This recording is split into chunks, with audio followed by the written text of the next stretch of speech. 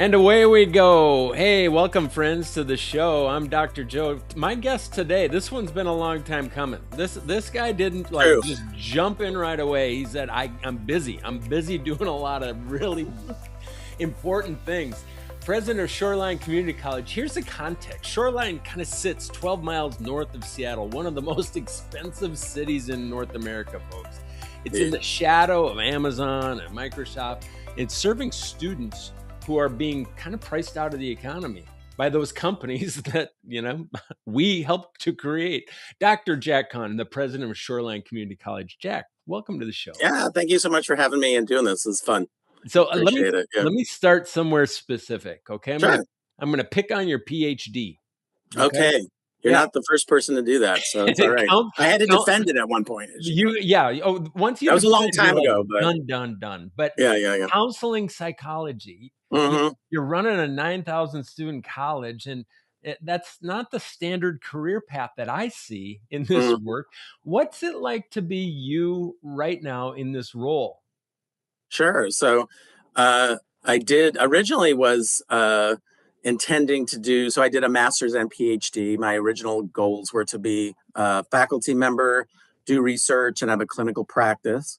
And then as things just kind of unfolded, I got a full-time teaching gig. I had administrative duties, and then as you do more administrative duties, you start getting involved with more and more things, and then it just kind of went down the line that way.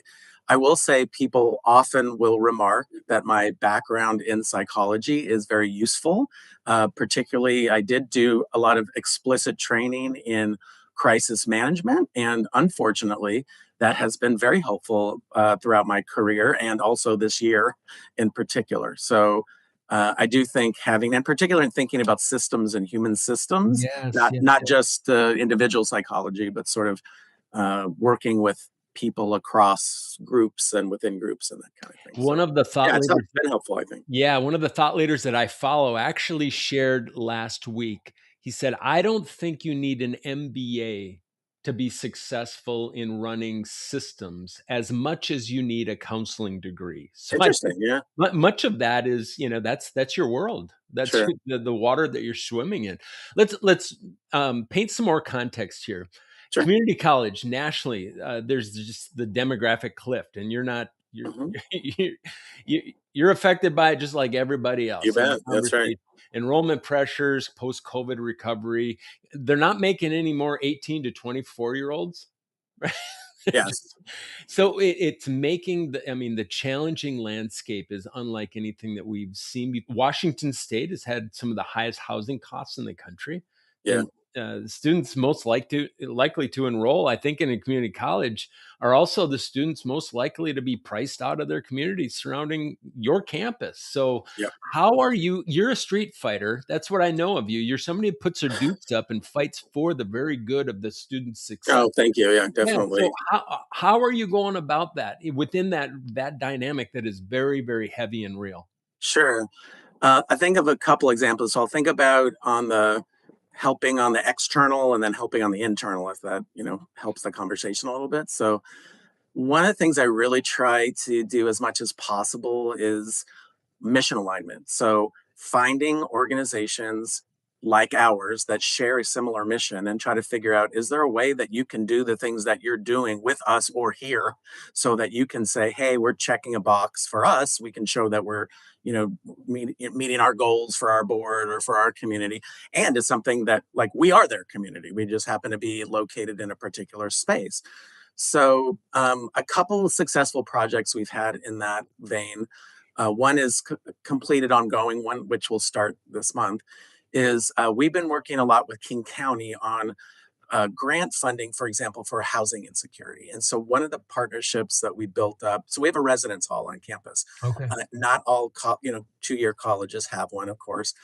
And uh, one of the projects that we worked on with this grant from King County was there's this funding that was for housing insecurity. And we thought, how about partnering with students with housing insecurity, Hmm. helping them pay the bills and have them stay in the residence hall, and then providing the support that they would. So it's essentially using that funding here for either current students or people who would be students, to get support, living support, so they can get through college. And so we actually had two grants. The first grant that we started specifically, sorry, for homeless veterans in the area. And so the really cool thing about it, I think, is that by pairing with the county, they get all the access to the county resources. And because they're our students, they Yeah. also have our resources. And they're both, there's a win-win and probably a third win in there someplace. Yeah. So it's been very successful. It's been a small pilot. We've had like 7 to 10 students at a time, but we're trying to convince others that this is a really good model to explore. And thinking about context of, if we are, and we should be, providing a lot of attention to this area, do it in contexts that are also going to build people's opportunities and skills. And so we're hoping that we can, build on that. And, I don't want to be naive about it also. It's not the kind of thing where you just go, boom, here's housing. All your problems are resolved. I mean, Yeah, that's not true. your You know, enrollment pressures are still there, right? Your there's still, persistent challenges are still all there. kinds of challenges, but from the get-go, they're in and of course I'm biased, but I think we have a very beautiful campus. You have access to, free counseling, free tutoring, lots of different events and community and, those kinds of things. They get the same kind of support on the other end because of the county grant. They have a lot of invasive kind of, um, uh, paying attention to what you're doing, and hey, it looks like you need some more support here, X and Y. So it's just very, very structured support. So that's one example of, I think, one real solution is, particularly with the very resource deprived times we're going through, don't do it on your own. Like, look to your community members and say, are there ways we can partner? I mean, I did a presentation for campus, I think it was last plenary, where I basically lined up, I sent out it was like a sort of an activity where I sent out a list of all these different mission statements from all these different organizations, including ours, and asked people, pick out ours in this. And people had trouble because there was so much overlap. I mean, Yeah. so we all have some similar missions. Is there a way that we can, bring those? I'm sorry, my hands are down. Bring, No, bring them, I bring them love together. it. You My gotta hands are show down what's here. going on Uh, you because know, we work in isolation way too much, right? way too much. The So students that would, the students that yeah. we serve deserve us to be doing much And more. that's a small project, but I just, we're hoping that can expand, and particularly with interest. So that's one. Another one, like a lot of colleges, we have a food pantry on campus, which is a great resource. We're partnered with the United Way on that one. We actually had a Major League Baseball grant last year, I think, where they came. Yeah, it was super. Oh, you would appreciate it. And you're going to be annoyed by this because there were famous baseball players here. And because I'm such not a sports person, I don't remember who they are. So I'll email you How later. did you even know? They told me, it's like I'm in, it's like I'll support it. Um, so anyway, they did a whole refresh of we call it the benefits hub. So it's all in addition to Mm. food pantry, it's got other resources there, clothes and toothbrushes and things like that. But also we have emergency grants. And so it's a place to get support. So we do have that. A lot of colleges have that. But we also just partnered, again, as another example, with another organization um, called Hope Link. And we are hoping, sorry, no pun intended, that starting in June, they have a van, a mobile van that essentially will come like a food truck, except they give out free stuff. And so this might sound kind of peculiar, but uh, it's just, even though we already have a really nice benefits hub, I mean, our team is awesome. Sometimes people still don't know that we have it, or where is it, or how do I access it. So it's just another way, and their mission is to provide food to people who need it. So they said, can we come on your campus twice a week to do that? We're like, well, yeah, that's awesome. Thank you. Yeah.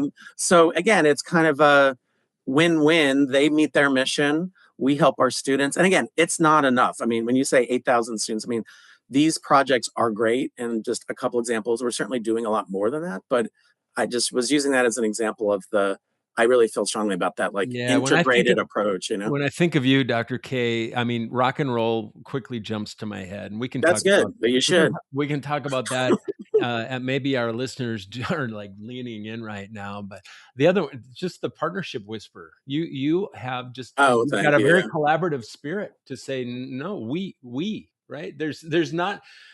some languages actually don't have the verb to have. Mm, It's no such mhm. thing. No Right. such thing. I don't have Much anything. more of a Western or We have. some Western, yeah, Yeah, we have, and that's yeah, that's the spirit that I see in mhm. you, which I think runs a little bit counter. Let me throw another wrinkle in. I Yeah, don't go know for it. enough about this. Your local business economy. It's remarkable. Your situation. Tell me if I'm wrong, but you've got Amazon, you've got Microsoft within 20 miles of your campus, Mhm. right? Boeing And is close as well, and others, Boeing yeah, is on the there, other and side, my yeah. guess is all of them have their own credentialing programs Yeah, a lot of them that do, you're yes. competing against. Mhm. So how in the world does Shoreline, a little 2-year campus, fight the behemoth of the giants that have their own credentialing system? What are you having to do differently? Oh gosh, that's a good question. Now I'm a little bit depressed. That's a really good question. So, no, I'm just kidding. Um, so what we have started at, and to be honest, we haven't had a full 100% success story with this yet, but we've got a good traction with a couple of places. I'm a really strong believer in credit for prior learning, or in this case, I'll call it Yeah, credit for current learning. sure. So similar concept, going to community partners and saying, you do this thing, whatever the thing is. Currently, that thing does not carry academic credit. Would you have interest in having conversations between our faculty and your trainers to turn that thing into academic credit? So, and when I was in my previous college, the project I was like the most proud of with this was working with the Marines on a project where we took sergeant training that Sure. U.S. Marines go through. We created curriculum, and by we, I really mean faculty. This was a whole collaborative project. I did my leadership role, but deans really inspired it. Faculty created it, but the basic gist of it was they created the curriculum to map onto sergeant training. And so and under an apprenticeship model in California, and the apprenticeships in California are just fantastic. And so basically what it did was to say to Marines, instead of, hey, when you're done with X, if you want, you can go to college. Now they say, you've already gone to college by doing something we already were going to do. You And got it's momentum. free. The momentum is already there. And if Let's you go. sign this piece of paper and go on the web, you will get 18, college credits for nothing. And if you want, you can continue and complete a 2-year degree or 4-year degree. So we've been taking that same concept and meeting with different partners. We worked a lot with our we have a really strong Korean community in Seattle, and there's a really beautiful Korean school here Mm. where they do language training, and we have a lot of very good community partners there, and good relationship with the Korean consulate.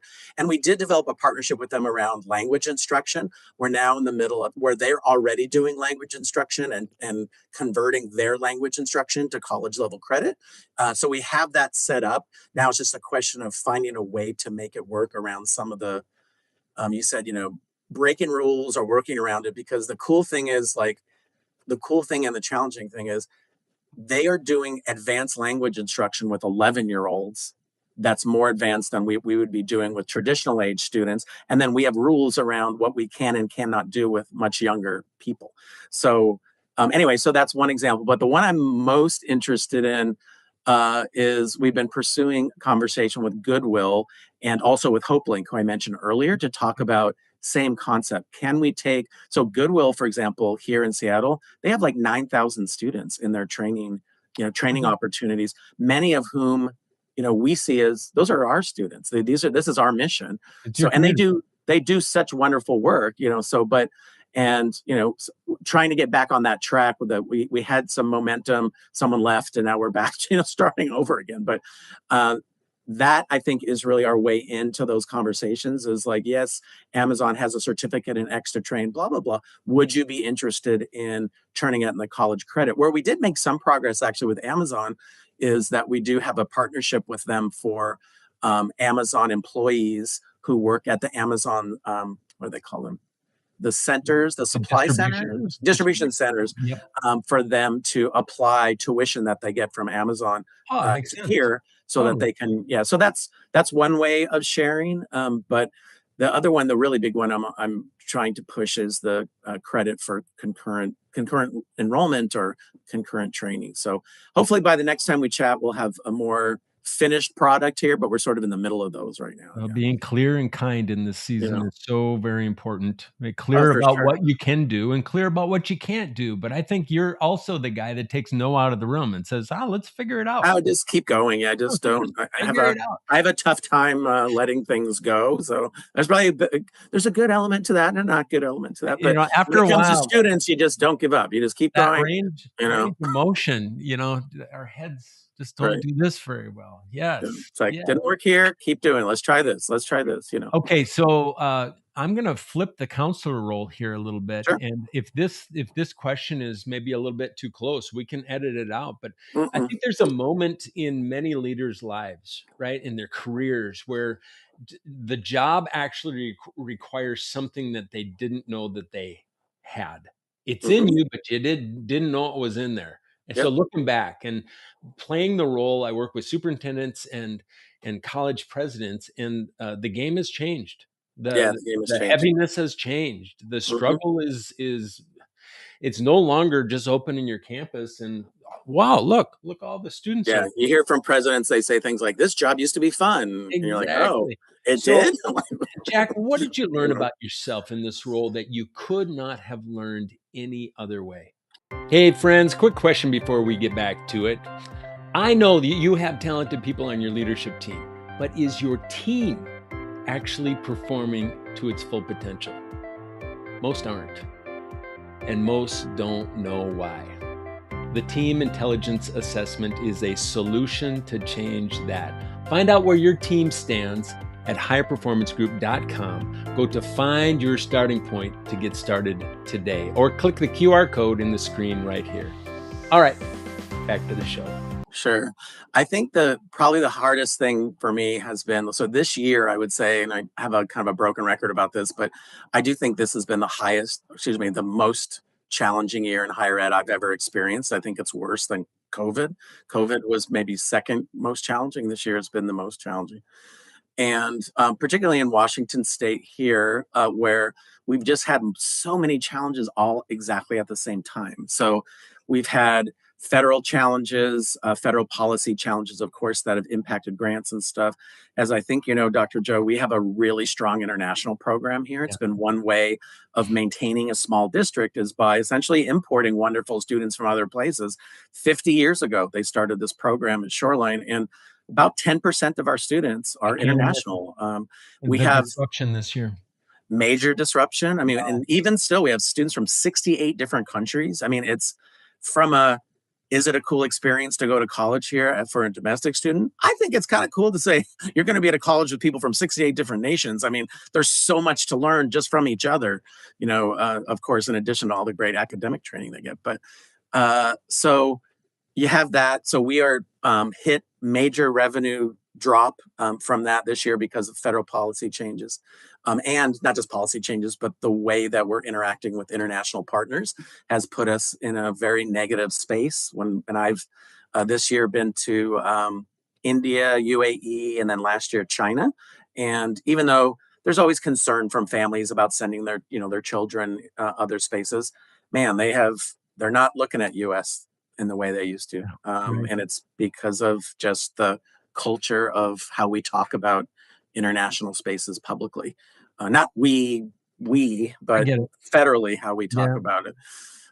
So that's been a major challenge. And then Washington State itself has had at least three other continued challenges. So our new governor came into his new job last year with a $16 billion deficit to resolve for Washington State. That's resulted on our end in two cuts to funding and also development, although this has been an ongoing thing, it just happened to happen this year in a new funding formula that impacts some schools negatively, including ours. So we've got triple funding reductions and international enrollment reductions, all at the same time, and then all the other kinds of challenges that we've had. So I think the thing that I never thought I was really going to have, sort of be presented with was um, we really had to go through like a major reduction process, and I really never wanted to be in a space where Mm. I was in charge of reducing people's jobs, and that might Well, be that's you unrealistic, didn't get but into the business for that. And I maybe it's ridiculously unrealistic, but it's just like I never wanted to be in that space. And certainly I've made mistakes in my role and things I wish I would have done differently. But these external constraints are the cause. I mean, so there's nothing you could do internally to fix those particular things. So as we go forward, the challenge has been sort of shifting my mindset and trying to present myself as how do I work with my colleagues and my other leaders to make this really awful situation as least painful and as do things as humane as possible. So it feels like there's a tornado surrounding us. I can't stop it, and the best I can do is work with teams to get as many folks as I can into safe spaces while the tornado is around us, and then we figure out how to move forward. And that's been very challenging. How do You know, you, um this is another pretty direct question, but how do you keep that mind of yours hope-filled? yeah, I mean, I think I look to others. I mean, certainly there's so many other folks that I'm inspired by, other, leaders and saying leaders means leaders all over the place. So not Right. just leaders, president leaders or administrators, but faculty, staff, other leaders in other industries. So just seeing things that other people do, being inspired by that. And then I think just taking each piece at a time and trying to see, is there anything we can do about this particular thing? So one we had talked briefly, and this might answer another question coming up, so I'm sorry if I goofed that up. But one thing I'm also proud of in the tornado is that we were able to work with our faculty union to find a method to find reductions outside of the reduction in force process and save all faculty full-time jobs from being reduced this year. So I met with the union beyond what was required in our contract. Um, our union was great, really organized, dedicated, good sense of humor. It might sound crazy given the conversation, but you Human. gotta, They're you just gotta, humans. You you gotta love know, your people. so they were awesome and creative, and we came up with some ideas and recommendations that took many, many, many, many, many meetings outside of what the contract required. And we were able to come up with an MOU to save the college money that actually is all. And we don't have time to obviously go into all the details, but it was the kind of thing that was in their best interest and ours. Absolutely. And Absolutely. so I hold on to something like that and say, okay, I wasn't able to do this other thing because of X, Y, and Z, but I did do every, and I think it's just like going to bed at night. Did I do every single thing I could? And if the answer is no, then I'm getting back up in the morning and trying something else. And sometimes it's hard because of the rules and what we're allowed to do or not allowed to do. And as a president, what I'm allowed to do or what I'm not allowed to do. But I think the hope is just, did I do everything I can? Yeah. And if I did, that's all I can do. It doesn't mean I feel great all the time because some of the things have been really hard and No, the awful. pressure you have You know? yeah, I think you also have to tell yourself that that pressure is a privilege. If from that office, it's Oh, not of for course. everybody. It's not for everybody, and I see you as somebody that's not a dreamer that sits back and wonders. You're a doer, you're a builder, you're Yeah. relationship first kind of you're the people's president, and if I were on your team, the fact that you have been building trust while you're building partnerships and programs, all that's happening on the foundational level is you're building trust, you're empowering your people, you're building collaborative environments Yeah. Thank you. That's for nice of you. Yeah. situations that call for times like this where you just got to reel people in and go, this is going to be a stinker of an issue here. Yeah. And I think that's a big piece of it is exactly that. It's the relationship building the whole way through. So you're not waiting until the crisis to get to know people, like you know people already. And you've been transparent and you've been showing information and you're sending out, more than you need to, and people get annoyed because they're like, Jack's asking us that. But then when you get to this, as much as it's still hard and people still have to, play their role or whatever, in the end they do know you're doing what you can. And not everyone, of course, not everyone's pleased with you, of course, at any time. But I do think overall, um, that we built a lot of trust on the campus, given that there was a lot of trust, and there still are things we're working through. But I came into the campus day one from the board saying there's been major trust issues on this campus. So I think we've made significant progress with that, and it does help, with the crises. Bravo. Yeah, But bravo. We good. gotta change. Yeah. I mean, this is a minor chord right now. I'm gonna move this to a major chord, Okay. okay? We're gonna do the lightning round. We're Okay. gonna move this thing from the sobering bad news to you as a human kind of Okay. working through this as truly a superhuman. I'm not gonna ask you a quote that you live by, because that's something that I ask everybody, but how about worst advice that you've heard in leading people? Worst advice I've heard, or worst advice I've observed, or something like that. Observed, Sure, heard, sure. hopefully didn't put into practice. I would say the worst, maybe worst leadership is when you do everything yourself and don't empower your team to do things. I think that's and you do have to check in and make sure that things get done. But I, certainly have been in situations where um, it's clear my boss doesn't trust anyone, and that does not engender trust across an institution. Right. Okay, best advice. I'm going to go with the flip of that, which is, uh, rather whenever you're working on something, the best advice is ask folks what their ideas are about it first before you open your mouth. What are your thoughts about this? Because much of the things that you'll get from folks are things that totally align with what you like regardless. And people always come up with cool stuff that you don't think about. So I you should think that's never lead with a brilliant. this Jack thinks X. It's a we have an issue with this. What should we do? And then, and again, anytime you ask, it's like asking for feedback about X. Sometimes you get stuff that's wackadoodle, and it's like, no, we're not going to wear orange jumpsuits to, is whatever. That's okay. I get it. Maybe it's colorful, but we're not doing that one. But you will get stuff where it's exactly like, yes, I was thinking about something like that. And there's always times where people will take something either I already thought of or and make it better, or they come up with stuff you're like, that is a really good idea. That's awesome. Okay, Mr. People's President, do you hold any Whoa, we just blew a circuit there, You folks. know what That's it is? a You were going to ask about an that unpopular opinion, and we got censored, I think is what it we was. must have got, yeah, an unpopular opinion that you're really eager to defend. Okay. So I was just defending this the other day. So I think a lot of people, if people are listening or share this, will relate to. And it's, I think, unpopular in some groups and popular in others. So, as you know, in the modern world, there's a lot of negativity about higher education. And there's a lot of rhetoric around, well, I didn't learn this and this wasn't useful.